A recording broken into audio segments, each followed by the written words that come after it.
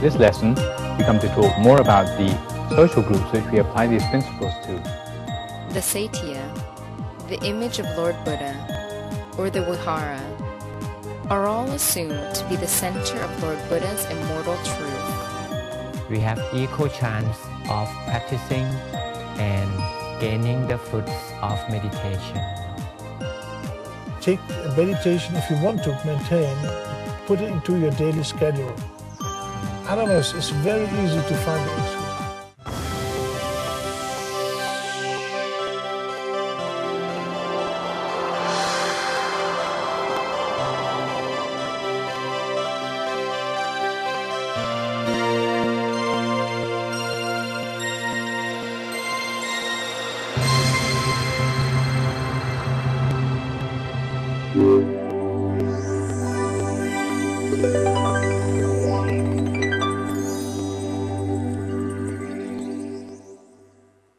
Sawadee-ka. Welcome to another edition of Meditation for All. I am Sanan Pondotzan and I will be guiding you through the program. In the last episode of Meditation and Self-Development, Venerable Nicholas Thanisaro shared with us the 4 bases of sympathy or emotional bank account and the way to help us better communicate with others in order for us to make progress on our self-development. This time he will be talking about the 6 different kinds of social groups we must keep in mind to help us solve problems pervasive in the world today.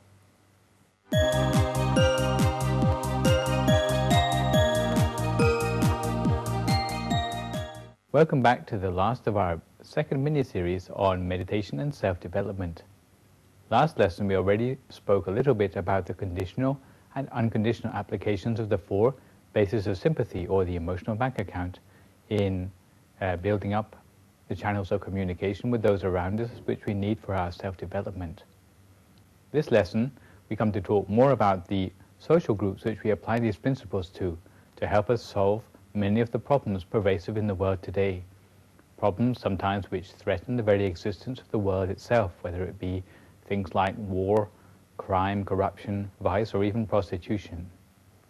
However, these problems don't come from the world itself. The problems can all be traced back to the habits of the people inhabiting the world. And by habits, in fact, it's exactly the same thing which we are interested in from the point of view of self-development. Habits mean the things that we do, say, or think until having become used to them. And these habits can be either good or bad. A person's habits are like the personal program which they have, which drive and influence them to do the same things again and again. If the things which they do are good things or positive things, wholesome things, then it will lead them to prosperity and eventually happiness in their lives. However, if they continually do bad or unwholesome things, then the things which happen to them will be more and more unfortunate, and they find themselves coming to a point where they've made a mess of their lives. So the effect of habits can be very influential indeed. It's not just a question of judgment in this case. It's not like someone is saying that it's good or bad, but some things are just plain stupid to do, like wearing a shoe of the wrong size will eventually hurt your feet if you try walking with it.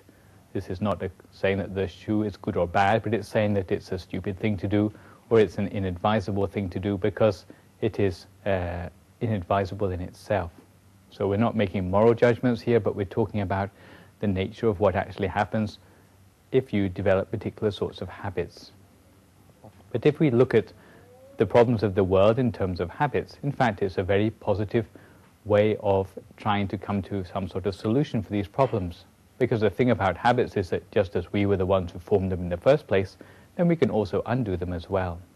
The nice thing about habits is that they are not our fate, they're not our destiny, but like a program in a computer, in fact we can rewrite the program if we wish to. We are not only the computer in such a case, but we can also be the programmer too. And if we can apply habits which are helping us to form a sense of responsibility for human dignity, for ourselves, for those around us, and for the economy of the country in which we live, then in fact these can be the sort of habits which lead us towards prosperity and progress in our self-development.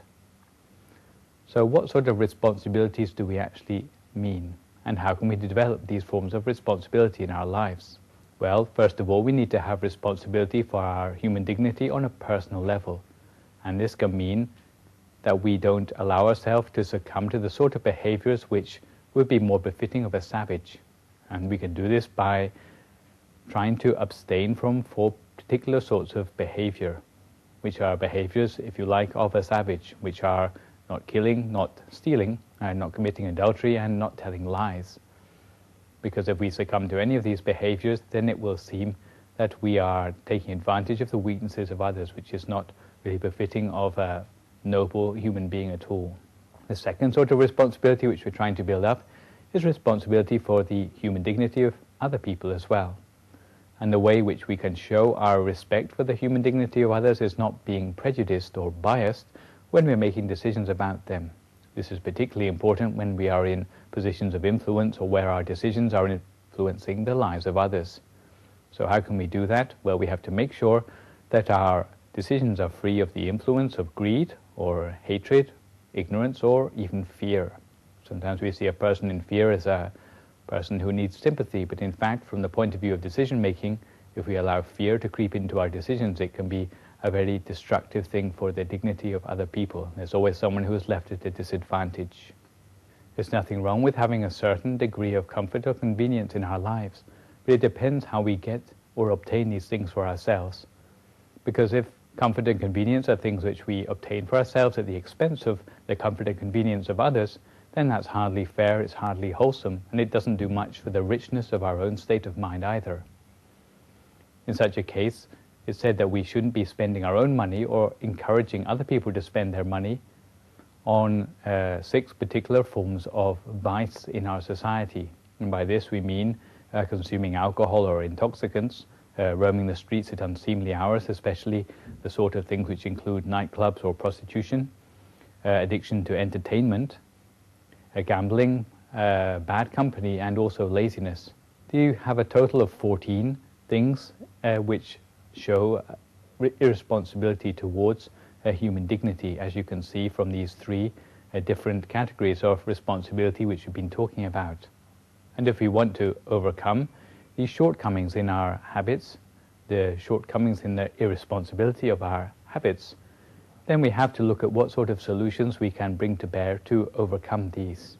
Well, there are short-term solutions, medium-term solutions, and long-term solutions for these sort of problems in our society.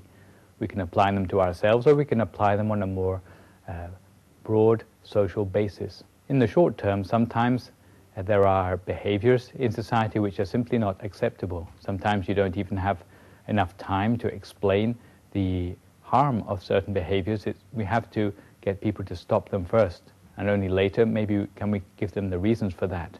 Therefore, in the short term, we need to have clear rules and regulations to stop people indulging in the 14 forms of irresponsible behavior mentioned earlier. In the medium term, we may try to explain more about the harm of lacking responsibility in these 14 different senses. And in this sense, we have to have the patience and we have to have the inclination to go out and explain these things to others, to teach other people, to build up a right sense of understanding for them, and make sure that those forms of responsibility are becoming a habit in their own minds as well. We have to make sure, of course, that we have a right understanding for ourselves first, and we have responsible things in our own habits first before we can start to be a good example to others. But once we do gain these things for ourselves, we can start to reach out to other people with these good habits and train up the people around us to have these habits too. In the long term, we need to reach out to 6 particular groups around us in society, which are the 6 most influential groups in our own self-development. And by this we mean our own parents. It's the first group we're dealing with. The second group is our academic teachers. Third group is our husband or wife, if we have one. The fourth group is our own friends. The fifth group is our subordinates or employees. And the 6th group is our spiritual leaders or spiritual teachers. Sometimes in society we see that the nuclear family is the minimum unit of our society. But in fact, from the point of view of our self-development, we see that it's not so simple as that. There are many more people in society around us who affect the quality of our spiritual development. For example, the first and third groups we just mentioned represent the family institution. The second group we mentioned represents the educational institution. The fifth group represents our working environment. The fourth group represents our socializing in general. And the sixth group represents the spiritual establishment. So although we're just talking about 6 different social groups, but in fact we can see that there may be many thousands of people who affect our ability to have spiritual well-being in life. So this is why we need to reach out with our long-term strategy in order to influence the whole of society, especially through these 6 groups, to become better and stronger. Supposing we are talking about the parent-child relationship, then we have to make sure that we bring up our children not just to be strong and healthy in a physical way, but also to have a sense of responsibility in their lives, to be able to tell the difference between right and wrong from an early age. Sometimes parents neglect this. They think that simply sending their children to a good school or making sure that they're well clothed and fed is enough. But in fact, because children are made up of both body and mind, we need to care for their minds as well. Otherwise, they may just grow up into becoming healthy, strong ruffians. If we're talking about the husband-wife relationship, then again, we should think about it more as a partnership where you're living together, not just simply for sensual pleasures, but in fact to build upon the good habits both of you have. If you have the feeling in your own marriage that you have bad habits which you like to keep secret from your husband or wife, then it's as if the partnership is not really helping you to become a better person. Really, it should be more a partnership where you are sharing the virtues which you have between husband and wife, so that you can complement one another and you can improve both of you as a person, so that your spiritual development is enhanced by the fact that you are married. This would be a more sensible reason to become married than simply because of attraction by their appearance. And in the workplace, instead of it just being a place where we earn our wages, we can see it more as a place where we are training ourselves in the habits of responsibility and altruism, which are going to add to our ability for self-development. Sometimes in the workplace it's simply a question of one side taking advantage of another, where the unions are trying to take advantage of the employers and vice versa, so that they can get the most work done for the minimum of wages. But in fact, if we see the workplace more as a place where we are showing off our craftsmanship and we are developing ourselves in spiritual matters, then we can see that the whole issue of the workplace can be a much more fruitful place for working in a spiritual dimension. And last but not least, the first priority of our spiritual leaders is to accrue good habits for themselves first of all, and also to have the inclination to teach for the benefit of others. If spiritual leaders are not teaching for the benefit of others, sometimes it's as if they are neglecting their duties, because our society is very much lacking in spiritual wisdom, and this has to come from those who have more chance to study it. So the important conclusion which we get from this 3-stage process of acquiring responsibility in our habits is that we shouldn't go finding fault with other people. We've got to look at ourselves first. We have to see whether we are responsible persons ourselves first before we start to find fault with others. We should try to develop ourselves as far as possible using spiritual teachings which we know. And if we examine ourselves in this way regularly, we'll see that we all still have a long way to go. Once we start to perfect ourselves more, then we will have more ability to reach out to others with the virtues which we have, so that we can encourage others around us to be interested in self-development too. If we can do this, especially in the 6 groups we have talked about, which are our 6 directions, then we will find that society does become a much stronger and more stable place, and a place which is a pleasure to grow up in, a pleasure to work in, and a pleasure to lead our lives in. All of these things, of course, affect the richness of the mind which we bring with us to our meditation. If we are those who are versed in enlightened living, then when we come to meditate, we will find that we are able to make progress without end. So during the coming week, why not try observing how you treat your 6 social groups in your nearest and dearest, and you'll find that if you are dealing with these in the proper way, then your own ability for responsibility will be enhanced a great deal. At the same time, if you find that you are being hindered in your meditation, then try checking out yourself to see if you are succumbing to any of the 14 forms of irresponsibility which we mentioned earlier. If you find you still have doubts about your own progress, or if you have doubts about some of the spiritual lifestyle which goes with meditation, then do feel free to get in contact with the Meditation for All program with any queries which you may have.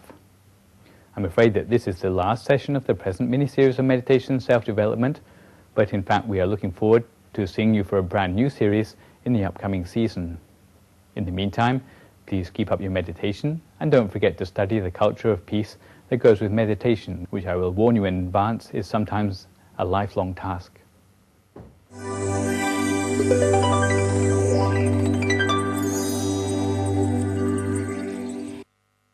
You may have wondered why, in some Buddhist ceremonies, people walk in a clockwise direction around a satya, vihara, or other important monument or figure. Next on Buddhist culture, you will get a better understanding of the importance of a practice known as Taksinavatra.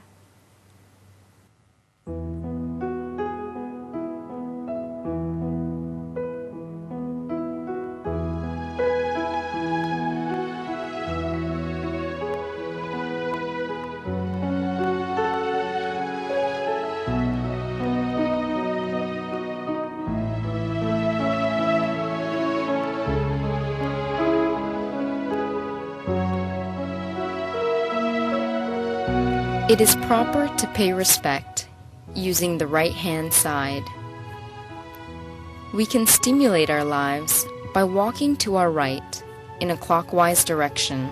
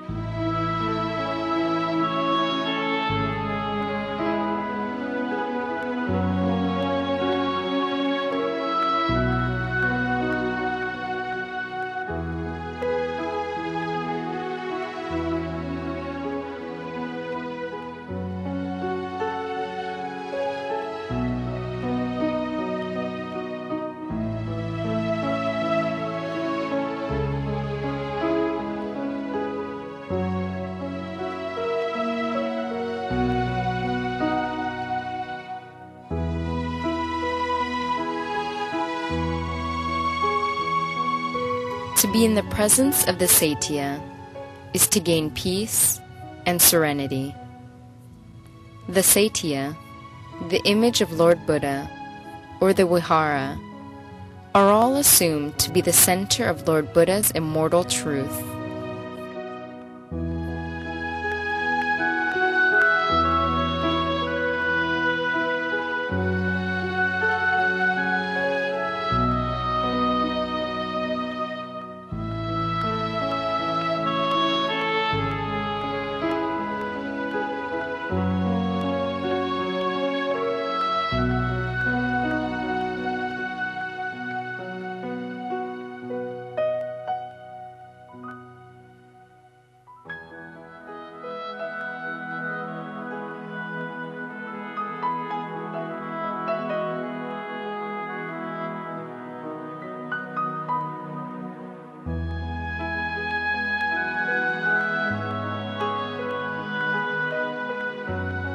It is said that they are connected up along the zenith line to the true realm of immortality, nirvana, and to spiral clockwise to the center is to connect our lives with the real immortal axis.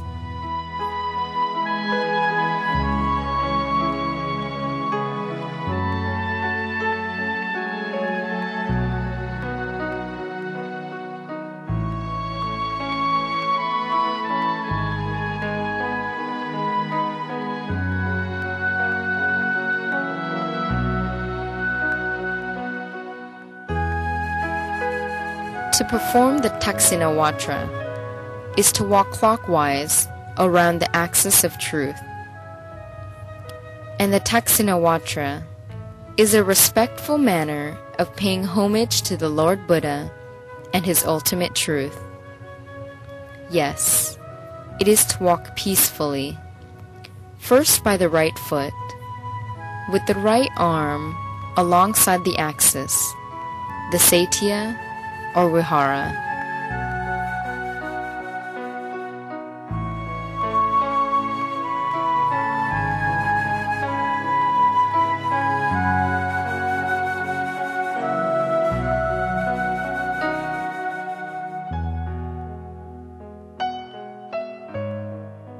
The Taxinawatra can be performed anytime, on any day.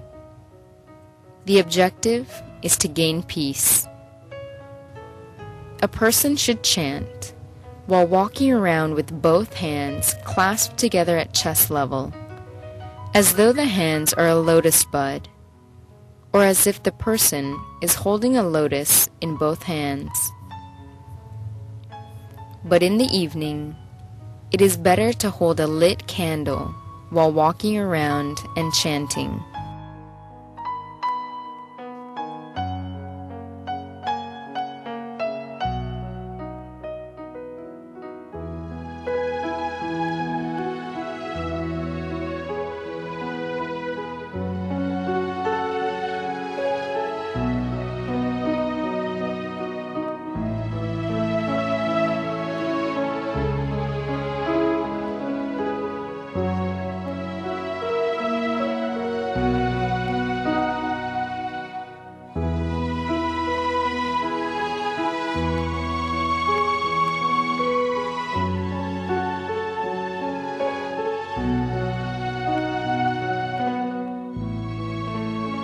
On Buddhist festive days, it is necessary to perform the Taxinawatra with a lit candle.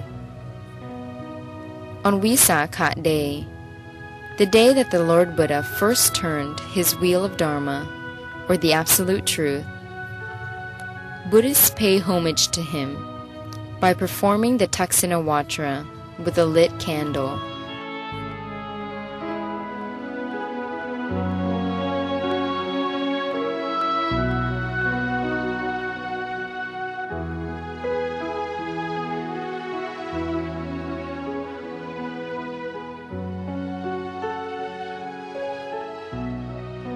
The stream of candlelight flows clockwise around the Satya.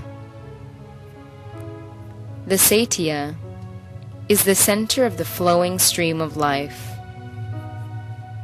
It is to promise ourselves that lives are like the candle, burning down day by day over time.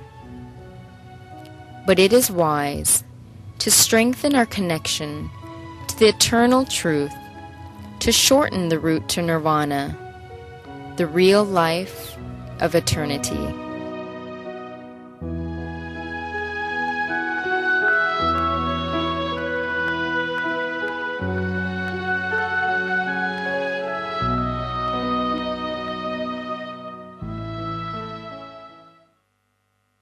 It is now time for us to close our eyes, relax, and let Venerable Piya Silo take us to the horizon of life.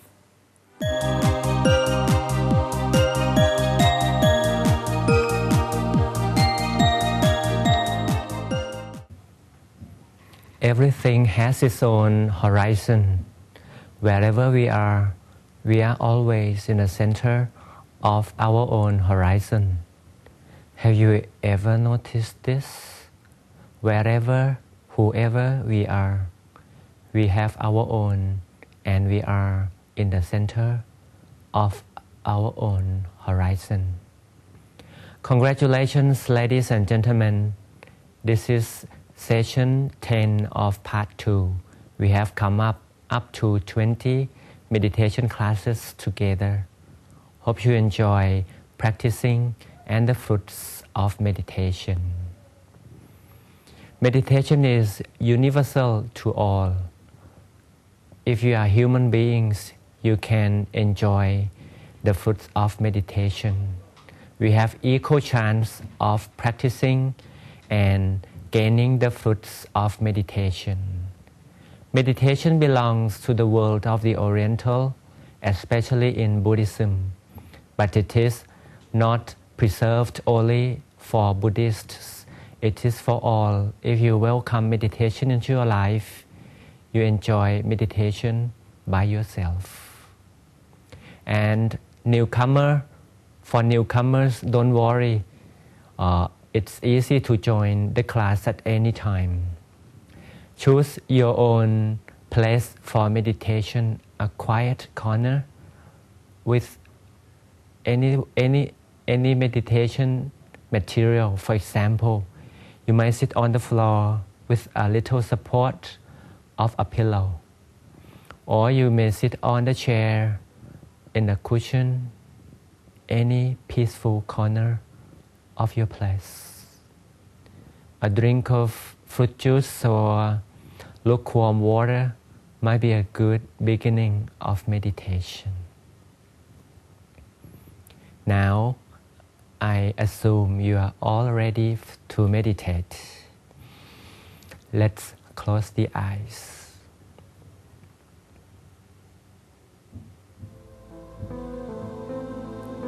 Allow the eyelids close slowly and softly.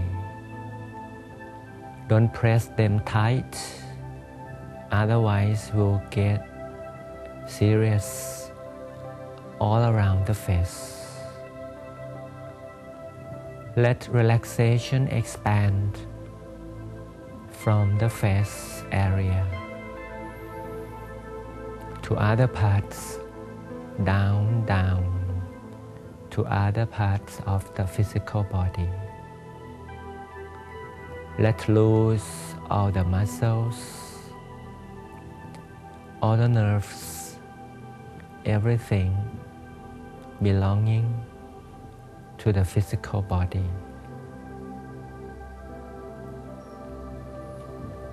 It is like we are soaked up with a stream of relaxation.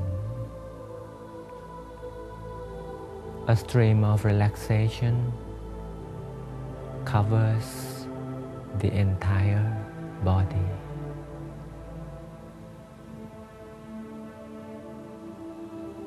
Let relaxation grows until the whole body can feel extreme relaxation.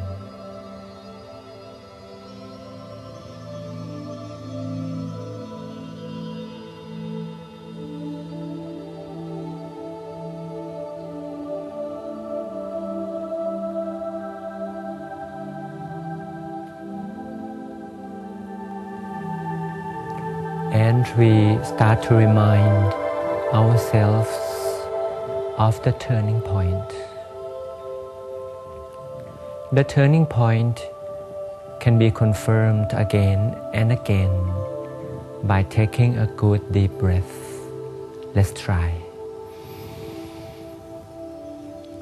The turning point is in the center of the abdomen, where the in-breath that passes below the lungs starts to turn to become the out-breath. It's easy, just follow our deep breath, and the mind will focus at the turning point of the in-breath. This can be called the station of peace. We can call the turning point as a station of peace because whenever our mind focuses here, we gain peace. Peace occurs and increases right over here at this station. So in meditation, the mind always stays still, focuses softly. right in the station of peace, in the center of the body.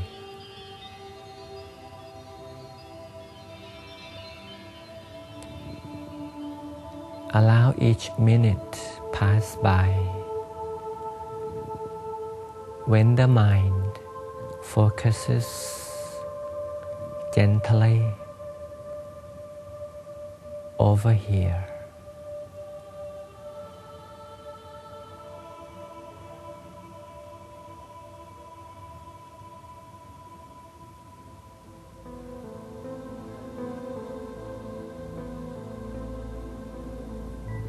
Confirm the existence of the motionless mind right here, again and again, with contentment.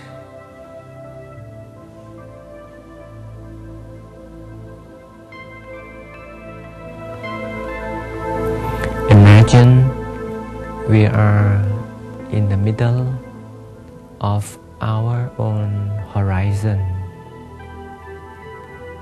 Horizon could be defined as a circle, very big, stretching to all directions,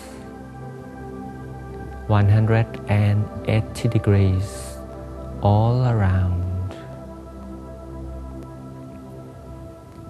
The far end of the horizon is the horizon of the sky. Now we are enjoying the sky of contentment. As long as the mind is in the center of the body, we enjoy the sky of contentment. Stay as if we are the center of the sky, of the horizon of contentment.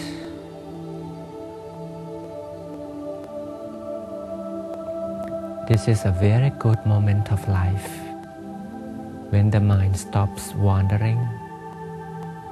The mind learns to be motionless, stationing at the station of peace, in the center of the vast horizon.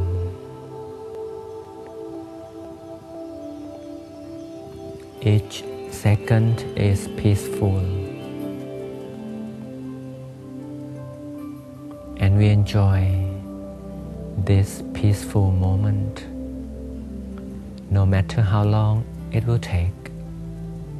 We enjoy, we are contented. We love this moment when we are at peace.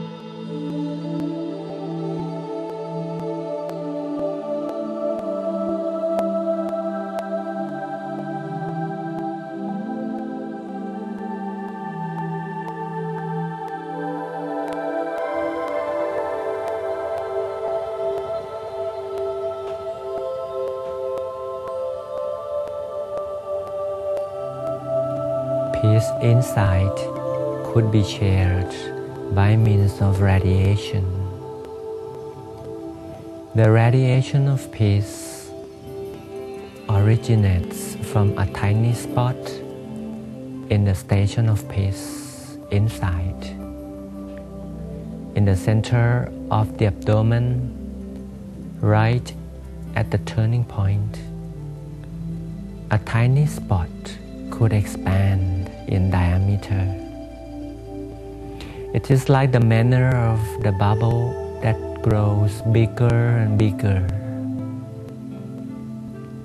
Let the bubble from the center expand outwards in all directions, expanding, growing bigger and bigger until it covers our own body that is sitting in meditation.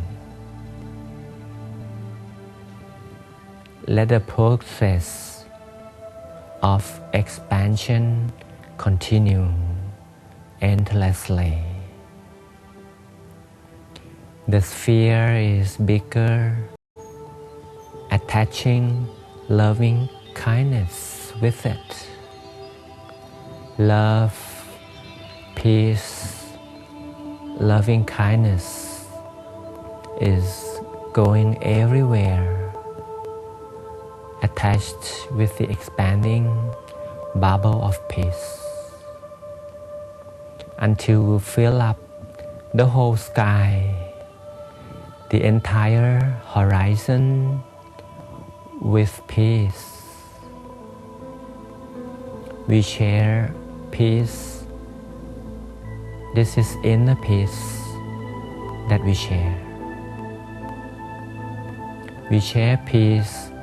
Peace prevails everywhere in the sky of contentment, in the area of our own horizon, everywhere.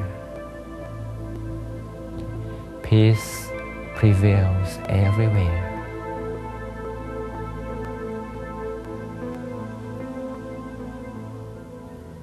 However, the center of the focus is always inside the abdomen. The turning point is always where the mind is. The mind is here.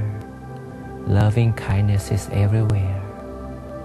Sharing is covering everywhere in the horizon. World peace could originate from inner peace, and the only way to share inner peace is by means of meditation.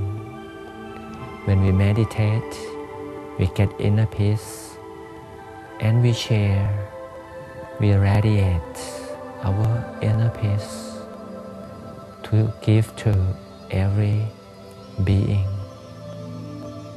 So let's create world peace via inner peace from meditation.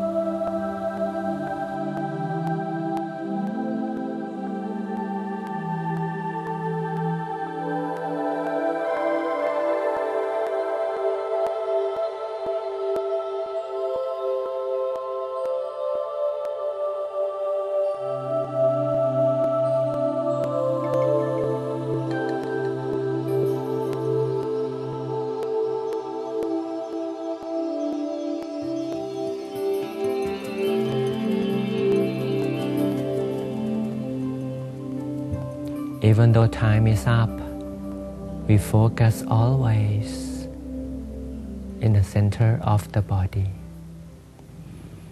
And if we are ready, we slowly open up the eyes and enjoy peace everywhere. I would like to say congratulations again, ladies and gentlemen. We have passed 20 sessions, and next time we'll go up to another level.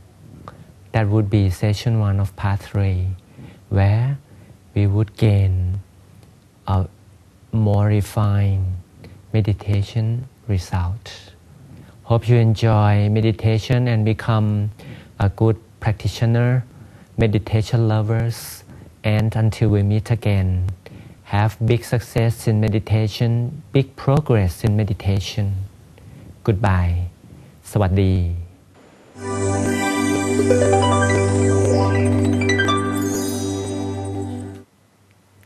Next in the interview, you will meet one of our distinguished guests, Mr. Manfred Kramer, who is originally from Germany but is now making a living here in Thailand. He was introduced to meditation 10 years ago and has joined the Middle Way Meditation Retreat in Chiang Mai to broaden his views and improve his techniques. Find out the wonderful things he has to share and why he could find no excuse for taking time off from meditation.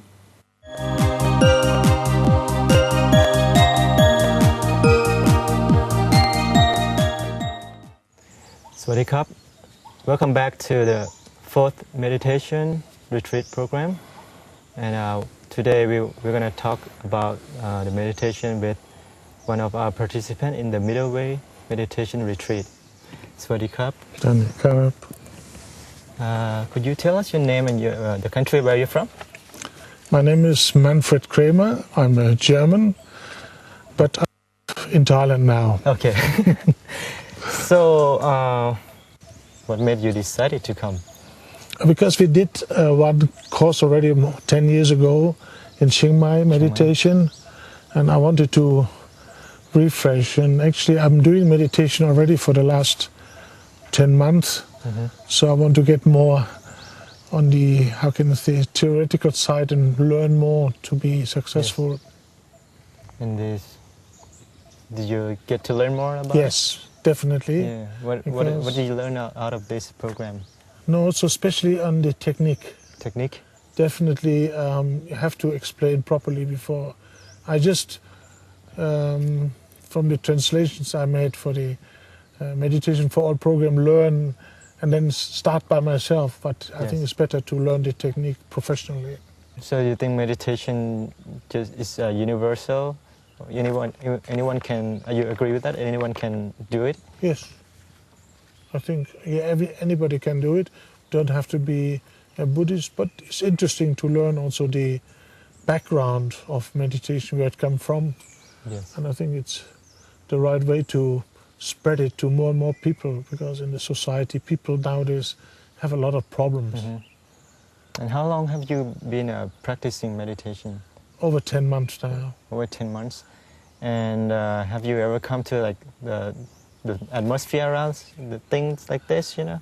Not really. I must say some light sometimes, but not really what you expect to see when you come to the real point.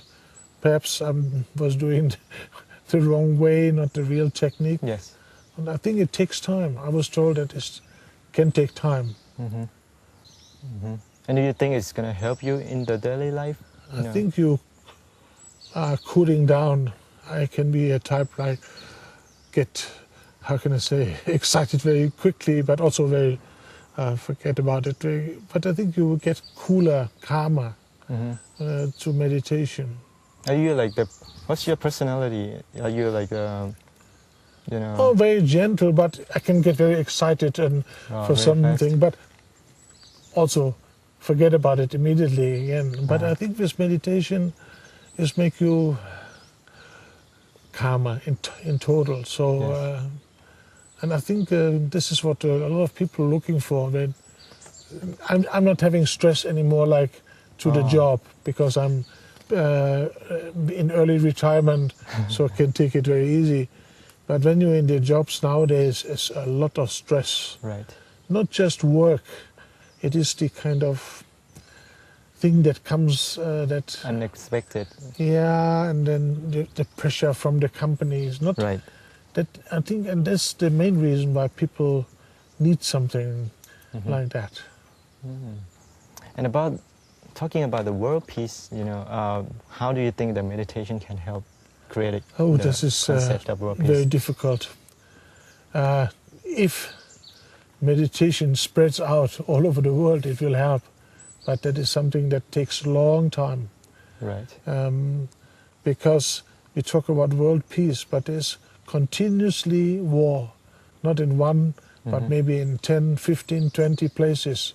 Right. Not a big war in a sense of First and Second World War, but a lot of small wars.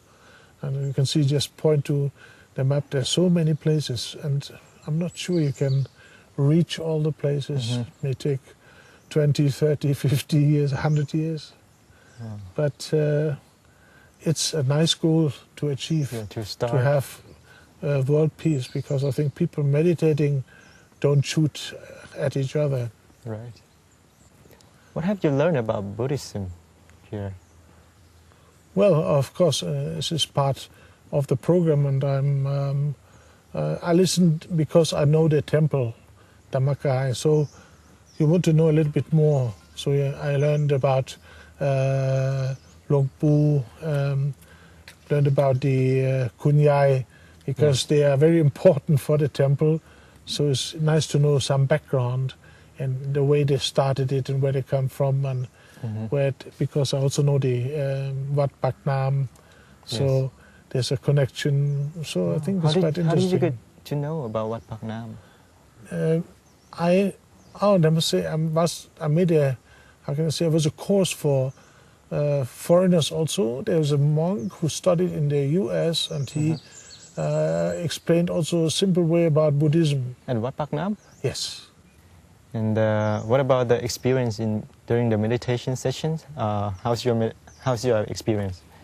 Oh, quite good, except I learned that it's not good for me after breakfast, because that during such a session I sleep more than meditate, and I think I will continue my meditation to be very early morning, after waking up, doing some exercise, then take shower, and then sit down before talking or breakfast or anything, and then meditate. And I feel that is the very best time for me, and perhaps in the afternoon or evening. That is what I learned here, because I never did, of course, also so much meditation in a day, because at home could be 20 minutes, half an hour, sometimes 1 hour that I spend on, but not here is quite a lot of time.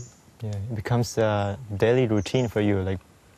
I think this is the secret, and also that is recommended in the Meditation for All program. You must, or you should, take a meditation, if you want to maintain, put it into your daily schedule. Otherwise, it's very easy to find the excuse, today I'm very busy, today I have a headache, today we have in the office something, sorry, no time. So when you do it as a daily routine, I think you can manage some 20 minutes, half an hour, even if you are working. Or in the late evening. Well, I've only suspect that in the evening sometimes people come back too exhausted, too tired. But you should, in order to maintain a daily routine, put in your also daily program. Yeah. And then anything else you'd like to say to the audience at home, all around the world, to DMC channel? Just, I think I can only recommend, if you have the feeling that this could be something for you, just do it. Try out. And if you maintain it, you will see, I think it gives something to everybody. Health-wise even, you feel more relaxed. And you might, if you're very good in meditation, you might achieve a lot more. Yes. That's it. Okay. Thank you very much for joining us today, and ขอบคุณครับ You're welcome.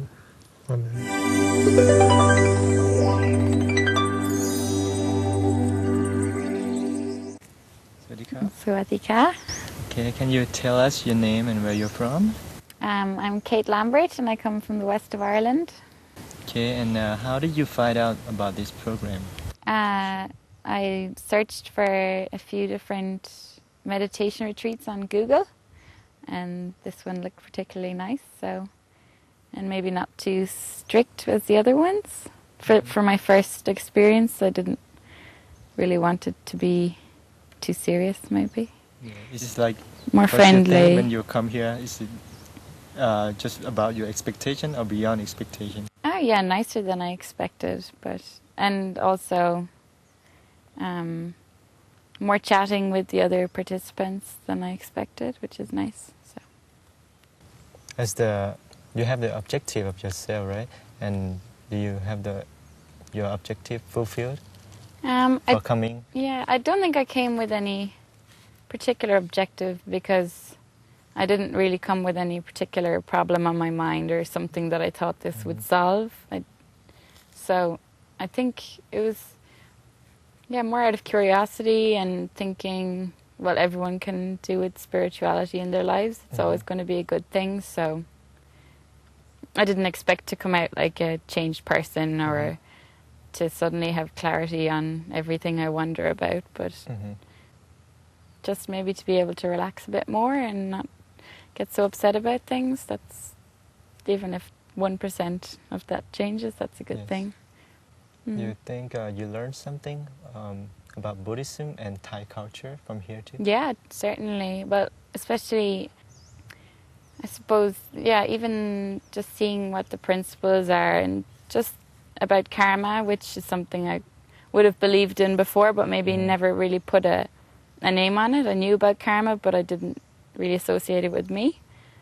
But I think for most people, the reason you don't do wrong is because you don't want to, but also for kind of a selfish reason that you're afraid there'll be repercussions. So, I'd like to kind of take that out with me as well a bit more. Yes.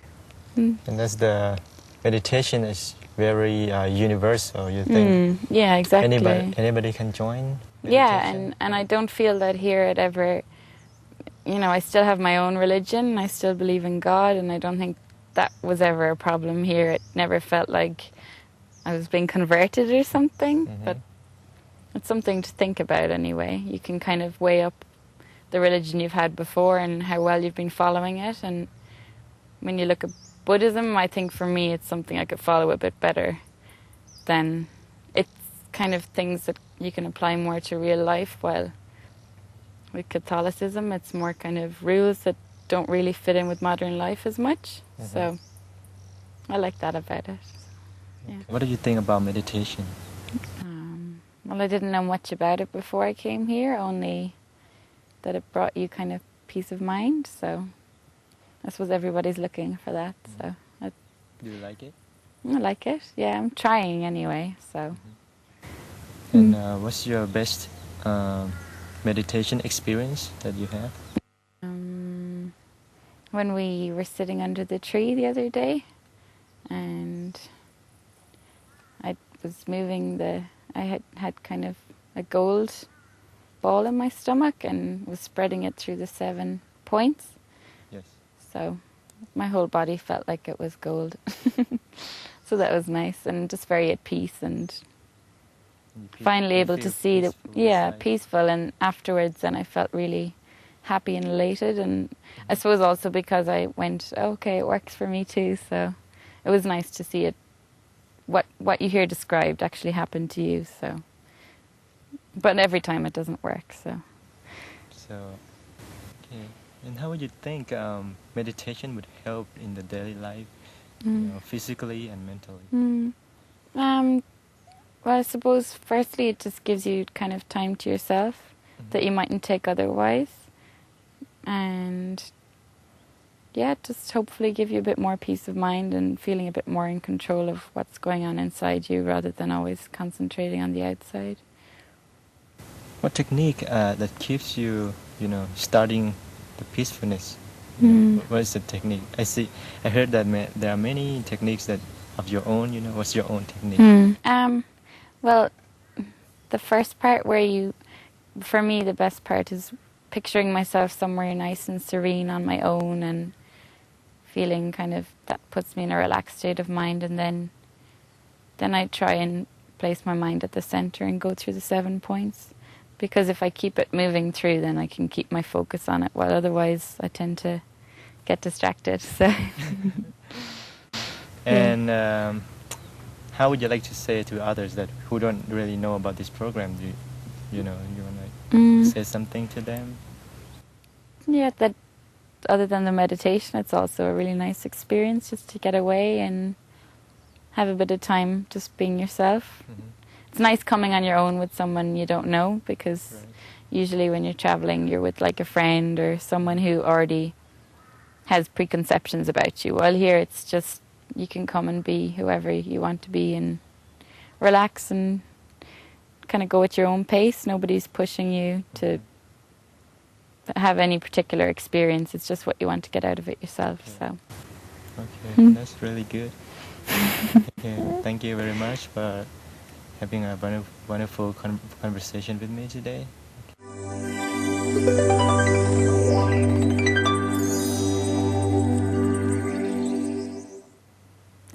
I hope you have enjoyed this edition of Meditation for All. Your comments and questions are always welcomed, and they can be sent to meditationforall@yahoo.com. Till we meet next time, keep up your meditation. สวัสดีค่ะ